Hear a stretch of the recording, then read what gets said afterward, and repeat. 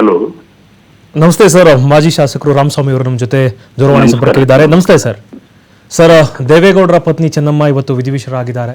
ಅವರ ಒಡನಾಟದ ಬಗ್ಗೆ, ಅವ್ರನ್ನ ನೋಡಿದ ಬಗ್ಗೆ ನೀವು ಯಾವ ರೀತಿ ಇತ್ತು, ಏನ್ ಹೇಳ್ತೀರಿ ಸರ್ ಅವ್ರ ಬಗ್ಗೆ? ಶ್ರೀಮತಿ ಚೆನ್ನಮ್ಮ ದೇವೇಗೌಡರು ನಿಧನರಾಗಿರುವ ಸುದ್ದಿ ನಮಗೆ ಮಾತ್ರ ಅಲ್ಲ, ಆ ಕುಟುಂಬದ ಸಿಕ್ಕದಲ್ಲಿದ್ದರೆಲ್ಲರಿಗೂ ಕೂಡ ಆಘಾತವನ್ನ ಉಂಟು ಮಾಡಿದೆ.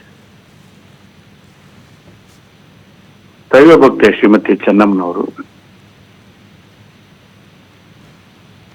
ಅವರು ಎಲ್ಲರನ್ನೂ ಕೂಡ ಅತ್ಯಂತ ಪ್ರೀತಿಯಿಂದ ಕಾಣ್ತಾ ಇದ್ದವರು. ದ್ವೇಷಕ್ಕಿಂತ ಕ್ಷಮಾಗುಣ ಅವರಲ್ಲಿ ಹೆಚ್ಚಿತ್ತು. ಅಂತವರು ಅಗಲಿರ್ತಕ್ಕಂಥದ್ದು ನಿಜಕ್ಕೂ ಕೂಡ ತುಂಬಾ ನೋವಿನ ವಿಷಯ.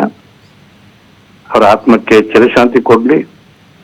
ಸನ್ಮಾನ್ಯ ದೇವೇಗೌಡರಿಗೆ, ಅವ್ರ ಕುಟುಂಬಸ್ಥರಿಗೆ, ಸಂಬಂಧಿಕರಿಗೆ, ಎಲ್ಲ ಪರಿವಾರದವರು ಕೂಡ ದುಃಖವು ಭರಿಸುವ ಶಕ್ತಿಯನ್ನು ನೀಡಲಿ ಅಂತೇಳಿ ಭಗವಂತನನ್ನ ಪ್ರಾರ್ಥನೆ ಮಾಡ್ತೀನಿ.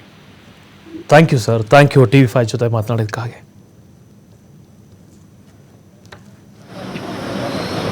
ಎಸ್, ಎಲ್ಲ ಹಿರಿಯ ರಾಜಕಾರಣಿಗಳು ಕೂಡ ಅದನ್ನೇ ನೆನಪು ಮಾಡ್ಕೊಳೋದು, ಅವರ ಅಡುಗೆ ಬಗ್ಗೆ, ಅವರು ತಮಗೆ ತುತ್ತು ಊಟವನ್ನು ಹಾಕಿರೋದ್ರ ಬಗ್ಗೆ.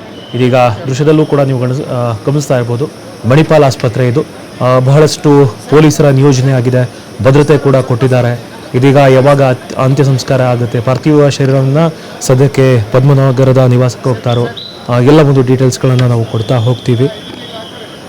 ಬಟ್ ಇವ್ರ ಬಗ್ಗೆ ಹೇಳಬೇಕಂತ ಅಂದರೆ ಬಹಳಷ್ಟು ಸರಳ ಜೀವಿ. ಯಾರೂ ಕೂಡ ದೇವೇಗೌಡರ ನಿವಾಸಕ್ಕೆ ಹೋದರು ಅಂದರೆ ಬರಿಗೈಲಿ ಮತ್ತು ಹಸಿದ ಹೊಟ್ಟೆಯಲ್ಲಿ ವಾಪಸ್ ಬರುವಂಥ ಇರ್ತಾ ಇರಲಿಲ್ಲ. ಪ್ರಧಾನಿ ಪತ್ನಿಯಾಗಿದ್ದರೂ ಕೂಡ ಚೆನ್ನಮ್ಮ ಅವರು ಸ್ವತಃ ಅಡುಗೆ ಮನೆಗೆ ನಿಂತು ಬಂದಂತಹ ಅತಿಥಿಗಳಿಗೆ, ಕಾರ್ಯಕರ್ತರಿಗೆ ಪ್ರೀತಿಯಿಂದ ಊಟವನ್ನು ಬಡಿಸ್ತಾ ಇದ್ರು. ಇನ್ನು ಈ ತಾಯಿಯ ಕೈರುಚಿಯನ್ನು ಸವಿಯದಂತಹ JDS ನಾಯಕರೇ ಇಲ್ಲ ಅಂತಲೂ ಕೂಡ ಹೇಳ್ಬೋದು.